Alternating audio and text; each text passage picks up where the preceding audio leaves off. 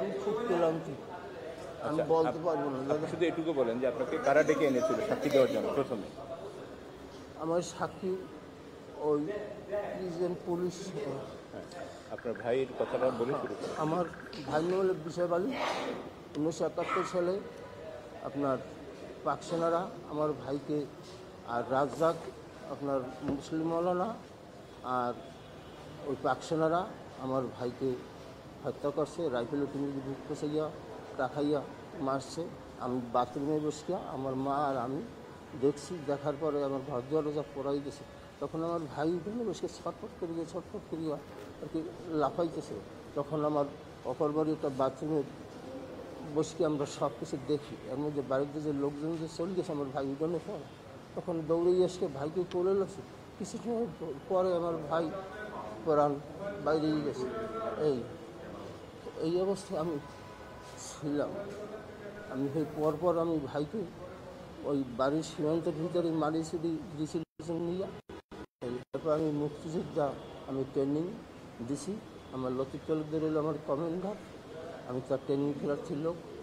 আমি আমার এখন সব কিছু আমি ভুলে গেছি বুঝলেন। আমি হিন্দি এই কোর্টের সামনে দিয়ে আমি অবরোধ যাওয়ার পরে আমি খুব নির্যাতিত হয়। আমি কিছু বলতে না, আমার বুকে হার্টে আমার সমস্যা, আমার হার্টের আপনি সমস্যা। ট্রাইব্যুনালের গেটে কেন আসছিলেন? আমি আসসালাম হুজুরের, মানে সরকার পক্ষে আমাকে মানছে সাক্ষী, মানার পরে আমি দেখি যে আমার জন্য যদি একটা লোক ভালো মানুষ যদি বাঁচাই যদি রাখে, তাহলে আমি আল্লাহর কাছে পরিষ্কার থাকুন। সাইডে আমরা পাইছি 1900 এই আপনার এই এমপিতে আসে, তখন সে আমার এলাকায় সে যখন আমার মায়ের কুলে বসবাস করছে, সেই রকম সে একটা ভালো লোক ছিল। সেই জন্য সেই লোকটা যদি আজ যদি একটা মিথ্যা মামলা যদি তারে ফাঁসাই দেয়, সেইটাকে সত্য সাক্ষীর জন্য আমি আসছি এলাম এই কোর্টে। তখন আমি অবহেলা হয়ে যাওয়ার পরে আমি খুব নির্যাতনে মুক্তিতে আমি এইভাবে এখন তার দীর্ঘ যাই, মানে আমি নিয়ে গেছে আপনার এইখান দিয়া নিয়ে গেছে কোনখানে আমি বলতে পারি না, এইখান দিয়ে নিয়ে গেছে। নেওয়ার পরে আপনার এইখানে প্রশাসনরা নেওয়ার পরে মানে আমার নাক মুখ আটকাইয়া কোথায় নিয়ে গেছে আমি নিজেই আমি জায়গার কথা আমি বলতে পারবো না। দিন না রাত্রে মানে কোনো আমি আলো বাতাস পাইনি। কিছু সময় পরে একটা আলো পাইছি, ওখানে ছিলাম আমি 3 মাসের প্রায় আমি 13 দিন মানে কম ছিল। আমি ওইখানে রাখছি, ওইখান থেকে আবার চক্ষু বানিয়া আপনার নিয়ে গেছে আমাকে। এই অনেক সকালে গাড়িতে যে সমস্ত দিন আর কি এই গাড়িতে চালাইতে মানে বেলা শেষ। এই মানে আমার কি বললেন, আমার পেশাবে খুব মানে সমস্যাটা আমি পেশাব করি। এই এবারে গাড়ি থামাইছে, বলে রাখ দিয়ে একটু পর থামাই। এই কিছু সামনে ওইটা তো বলার পর সামনে থামাইছে না, আমি সেই গাড়ির পাশেই আমি পেশাব করছি। পেশাব করিয়ে দেখার পরে দেখি যে মানে ডাইন দিকে বিসির অফিস, মানে বিসি বসা দেখি একটা আপনার বৈঠকখানের উপরে। তখন করে নিয়ে দেখি কোনখানে আনিয়ে দিলেন আমার। আমি আমি ব্যবহার হচ্ছে আমি ওদিকে আমি যাব না। কারণ না যাবি কিনা বল, না দেখেন আপনারা আমাকে এত কষ্ট না দিয়া আমাকে সে আপনারা মারিয়ে ফেলেন, আমার সহ্য হয় না। এই এরপর আমার দুইজনে হাত ধরে গিয়ে টানিয়ে নিয়ে বিসের হাতে দেশে দেওয়ার পর বিসে আমার এই 2 কান পাশে মারছে, এই জায়গায় মারি গিয়া লাথি দেশে। এই হেঁটে বিছেন এখন বৈকারি অফিস ভিতরে অফিসে নিয়ে পিঠমোড়া দিয়ে বানিয়া আমাকে পিঠেছে। আমি 2.5 ঘন্টা 3 ঘন্টা বেয়েছিলাম। এই ধরেন হাতে আমার মাংস নাই, ডাইনেতে জয়েন্ট, মানে আমি খুব এখন নির্যাতন করে আমি বর্তমানে আমি আছি।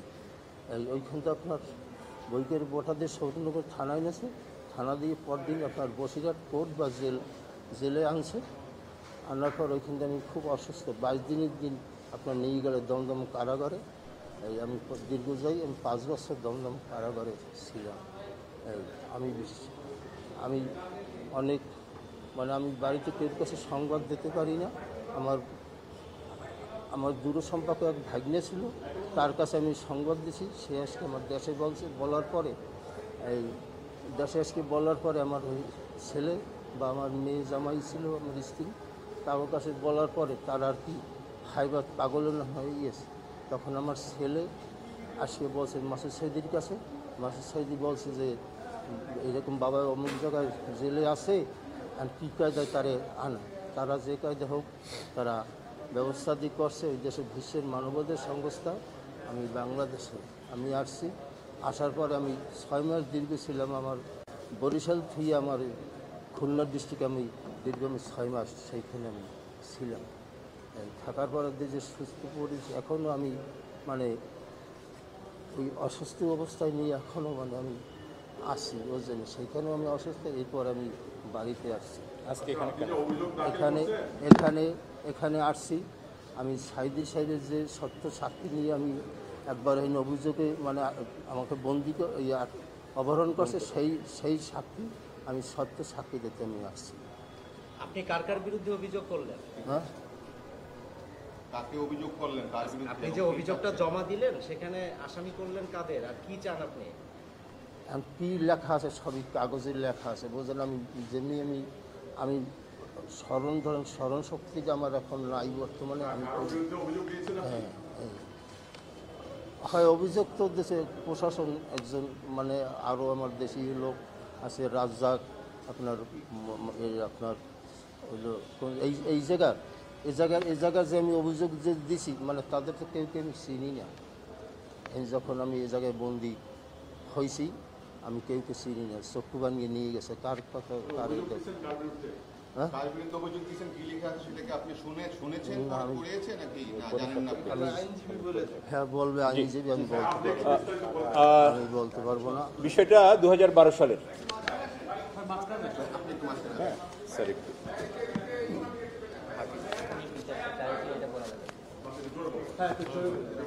ঘটনাটা 2012 সালের। আপনাদের নিশ্চয়ই মনে আছে তখন এই ট্রাইব্যুনালে আল্লামা দেলোয়ার হোসেন সাঈদীর মামলা চলছিল।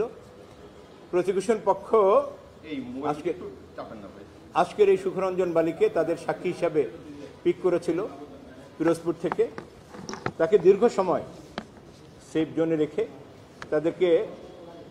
রেখে সাক্ষী দেওয়ার জন্য, আল্লামা দেলোয়ার হোসেন সাঈদীর বিরুদ্ধে সাক্ষী দেওয়ার জন্য তাকে নানানভাবে প্রেশার ক্রিয়েট করছিল, তাকে হেনস্থা করছিল, তাকে শারীরিকভাবে লাঞ্ছনা করছিল। কিন্তু কোনোভাবেই যেহেতু উনি বলেছেন, আপনারা একটা জিনিস খেয়াল করে নিশ্চয়ই শুনেছেন যে উনি বলেছে যে ওনার ভাইকে যেদিন মেরেছে উনি এবং ওনার মা প্রত্যক্ষ সাক্ষী দেখেছেন। যারা মেরেছে সেই সিচুয়েশনগুলো উনি পরিষ্কার দেখেছেন এবং সেখানে সাঈদী সাহেবের কোনো উপস্থিতি ছিল না, না, যার কারণে উনি চিনি না তার নামও আমরা পাই না। আল্লামা দেলোয়ার হোসেন সাঈদীর বিরুদ্ধে সাক্ষ্য দেওয়ার জন্য প্রসিকিউশন বারবার তাকে চাপ দিচ্ছিল, কিন্তু উনি টর্চারিং করেছে। কিন্তু টর্চার করা সত্ত্বেও উনি যেহেতু রাজি হচ্ছে